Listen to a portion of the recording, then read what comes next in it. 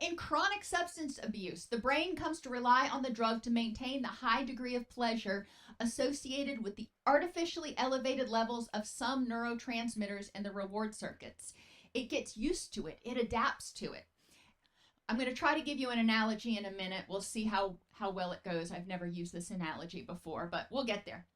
The brain can even adapt to these high neurotransmitter levels by making new receptors, which produces depression or anxiety and cravings if consumption ceases. So if you're, think about sponges. If you're flooding an area and you're trying to sop up all that fluid before it falls on the floor, you have one sponge, and that's usually enough. But when you're taking drugs, it's like pouring an entire gallon jug onto the counter. One sponge ain't going to do it. So you start, getting out more sponges. Well, when you don't have as much water that you're pouring on the counter anymore, you don't need all of those extra sponges. So it's important to recognize that the brain has adapted to the influx of too much of these drugs in order to protect your brain.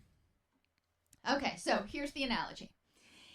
In a factory, think of dopamine like one of the raw materials needed to make a product, and we'll call this product happiness. I know, corny, but it's the best I could do. Normally, dopamine is on auto shipment. Any of us who've had auto shipments know how this goes. Eventually, we get too much. Normally, dopamine's on auto shipment, a steady, regular supply so the factory can produce a steady supply of happiness. The manager sees a deal on dopamine. We all love deals.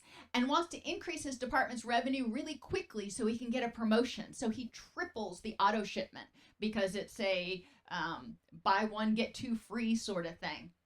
So all of a sudden, instead of having the normal amount of dopamine coming in, they've got 3 times that amount coming into the plant that they need to convert to this end product called happiness. Initially, the workers are able to keep up, but this frenzied pace starts causing them to be exhausted and call out sick. So think about your brain. Your brain at a certain point starts trying to protect itself by shutting down some of those receptors. It says, I can't handle all this stimulation. To deal with this excess, the factory hires new workers and creates a new assembly line. That's like when the brain starts creating those new neural networks.